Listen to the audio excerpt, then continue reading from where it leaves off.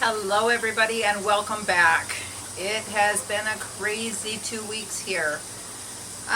It is back up to 109 today. I think it got to 110 in Phoenix. I thought we were coming out of those triple digits, but they're back again. We're hoping next week that they're going to get back down into the low hundreds and then maybe the week after into the 90s.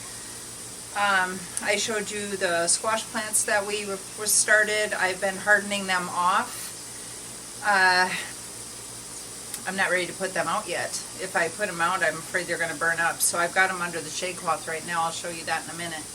But today we are on step 2 of our gardening series for Back to Basics. And so last time we were together, we talked about observation and watching your yard and where the sun is and where your shade is and all of that. Now it's time to decide what you want to plant in. So I'm going to show you some different things that we've done here and some different ideas that I've seen. And I have a couple of my ladies that were gracious enough to let me video what they're doing. And I'm going to show you that also. It's always exciting when somebody's starting a new garden and trying new things. And they always come up with creative ideas too, and I love that because it gives me more ideas on what I can try to do. And she gave me some artichoke seeds, so I'm really excited about that. We'll get to try to start some artichokes. I've never had them before. Candace tried them and she said she really liked them. Did she dip them in ranch? And she said you have to eat them a special way, so I'm very excited about trying that. So the first thing we're going to do is get off the tripod. I wanted to pop in and say hi first. And we're going to go around and show you the different types of beds that I have, which if you've been here before, you have seen some of those beds. And some different ideas that we have for other things. But first, I'm going to show you those crazy bees again. Okay, we are coming over by the chickens. We just got done watering, and it is approximately 6 o'clock at night right now. I'm going to zoom in. Look at that. Absolutely insane. And you can just see them flying through the air. It's just... Ah! Okay, so when we're talking about our different things that we can plant in, here's one of the ones that we did. We did a galvanized tank, and then we were finding that it was holding too much water. So we had to drill, because we had drilled some holes in the bottom, but we ended up drilling several holes actually on the sides for the water to actually run out of. Since we did that, the plants in here have been much, much better. So this is one idea for a raised bed. Another idea for not a raised bed, for containers. So are you going to plant in raised beds? Or are you going to do container? Or are you in a place where you can do in-ground gardening? Here it's hard to do in-ground. You do have to do quite a bit of tilling and amending because we have a lot of clay in our soil. Now we also have a lot of minerals, but it's hard for the plants to utilize those because of the type of soil that we have. So mostly what we have in ground is our vines, our trees, and things like that that have a larger root system. So we have decided that we like the fabric pots more than the plastic pots. The fabric pots can aerate, so your roots are going to get air, so they're not going to get root bound like they would in the plastic pots. That's the main reason that we really like them. They also drain very well, but when you're in hot climates like ours, you do have to make sure that you water them on a regular basis.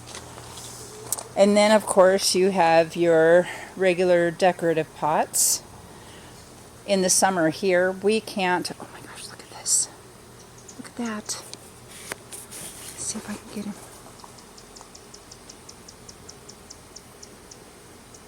see him?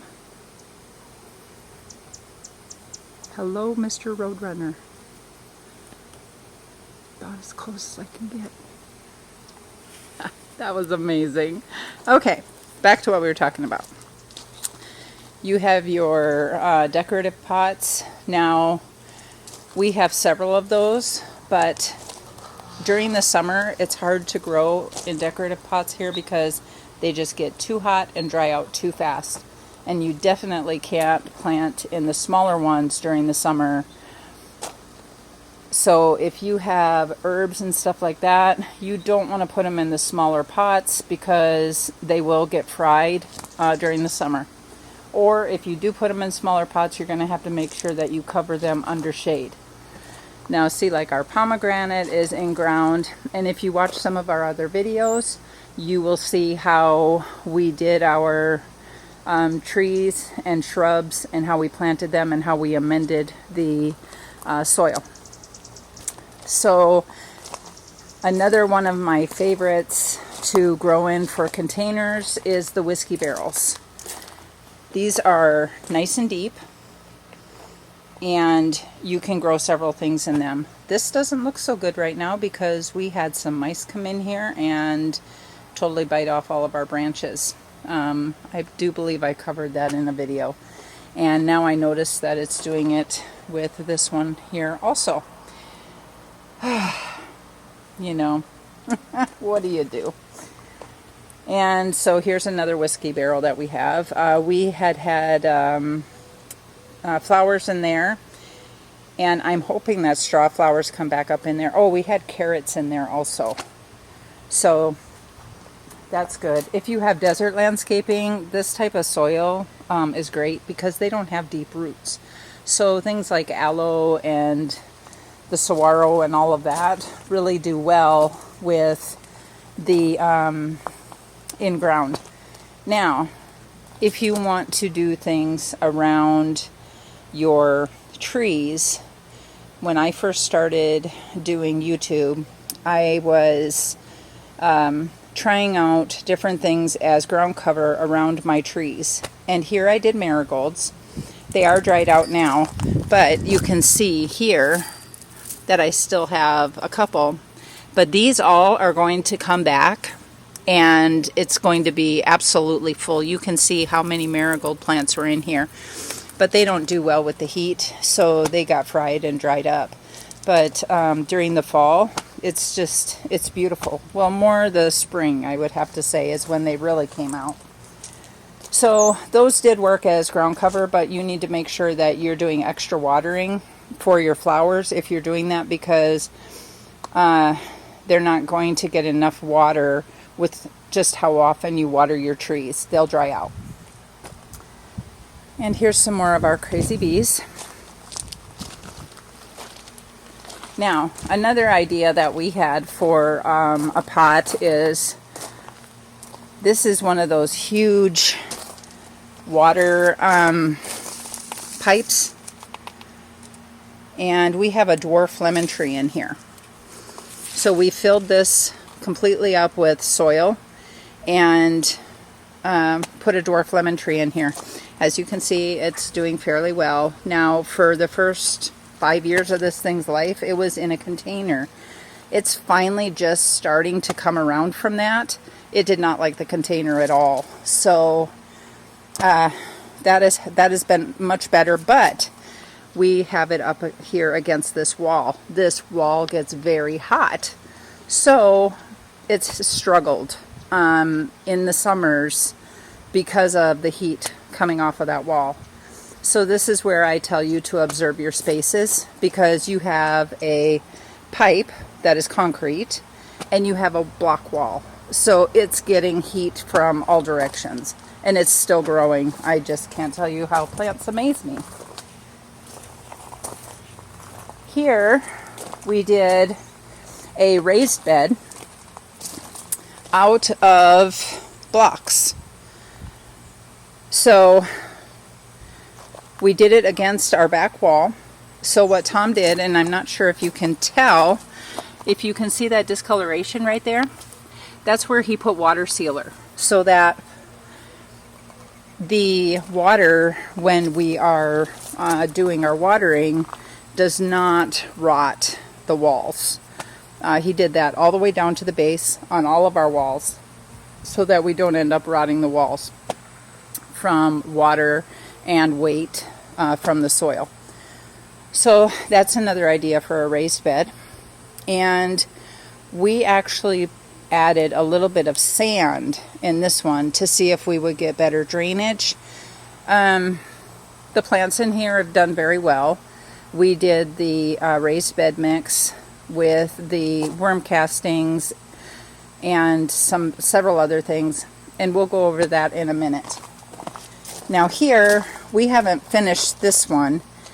This is going to be our blackberry bed, and as you can see, we're doing cedar wood.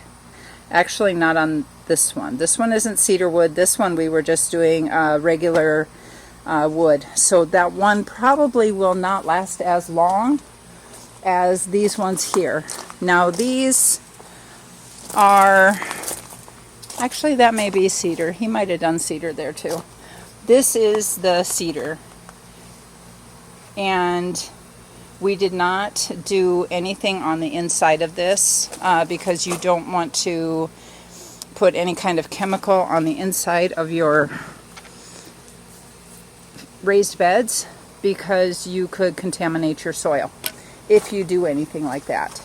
So all the way from that end there, that corner, all the way over to this other end on the other side of our okra plants, right here, we have got the raised bed. Now this one you can see is quite a bit taller than this one. This one is only half the size of that one. But as you can see, my okra has just gone wild. I have to get in there and do that, but I'm kind of, I got to put on a long sleeve shirt and everything in order to take care of that. And then let's see, what else did we plant in? We have another galvanized pot over there, and then we have the we have a lot of fabric pots. And here's something to show you the difference in what you're going to get. Here is your plants in a raised bed. Okay. Now, here's your plants in the fabric pots. Okay. And here's your plants in the plastic pots. There is a variable difference in how things grow in the different pots and the beds. My first recommendation would be, of course, a raised bed, or if you are in a great area, in ground. In ground is great also. And in here we have a variation also. We even have a tree in a pot right now, in a fabric pot, and it's coming back to life from being fried by the sun. So I really do highly recommend the fabric pots. But with any pot, you need to make sure that you're giving your plant that you're planting enough space. So you need to know the size of your roots. And then of course the other thing that we have is our green stalk. Now these have to be shorter rooted plants, and our strawberries are doing very well. They have survived the summer, and I'm sure they're going to do great. This is just a jungle in here right now. August, she just brings about beauty in the garden, and you know cooler temperatures are coming, and it's just exciting. Things are starting to flower. I have tomatoes that are starting to flower and peppers that are starting to flower. So you know the next few months are just going to be really exciting because things are just going to come back to life from just trying to survive. We have some brand new baby pepper plants in here that are starting to come in. We have our Roselle hibiscus that is going to be flowering like crazy pretty soon. Now, if you remember last year or last season, we had that in containers. It did okay, But you can tell how much better it's doing and how much healthier it looks in a raised bed. And then there's so many things that you can do with the raised bed. You know, you can put up your trellises either straight across, or you can round them. You can just do so many different things. And if you wanted to make different structures with your raised beds, you know, you can do a U shape or an H shape. You can do sitting areas. It just depends on the space that you have. So those are the different types of ideas that I have for spaces that you can grow in. So that's the next thing you want to think about, is how do you want to do it? Do you want to do the containers? Do you want to do the raised beds? Do you want to do in ground? Do you want to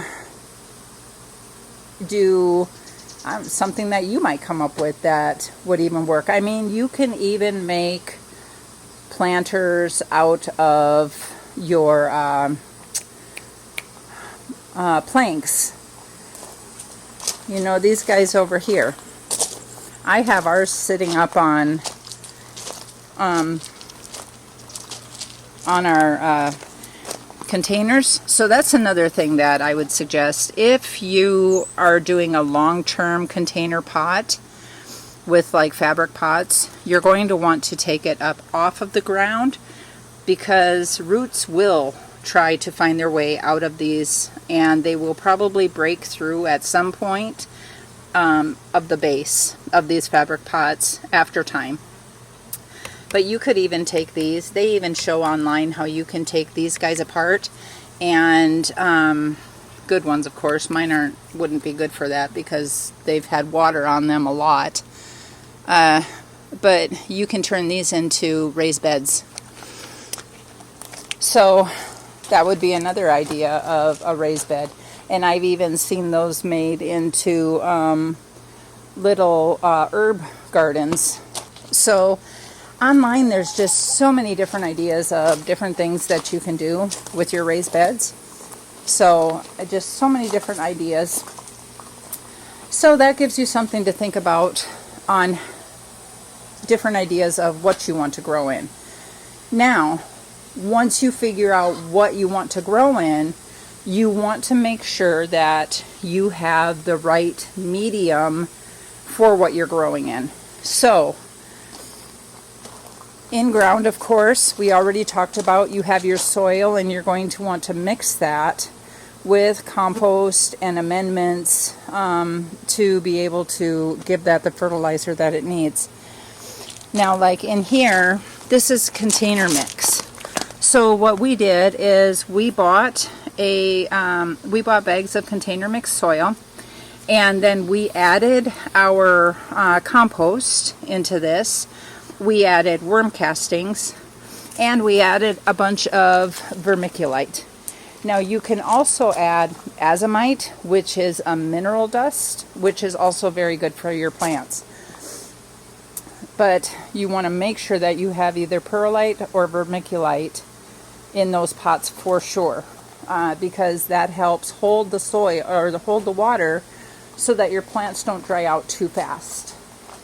Now, when you go to your raised beds, you can go and get a raised bed mix, or you can make your own. Ours, we made some of it, but we also added a raised bed mix. So we took the raised bed mix from Kellogg's, which we found didn't have a whole lot of like fertilizer in it.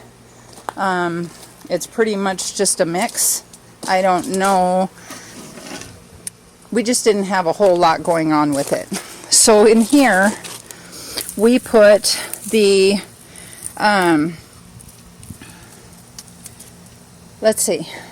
Let me think for 1 second. We did the Kellogg's raised bed mix mixed with our compost.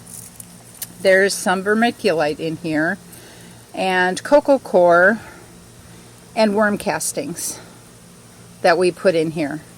You mix that all up, and you do about equal parts of each, except for the worm castings. You don't put that much worm castings in there, but your raised bed mix and your coco coir are the same density.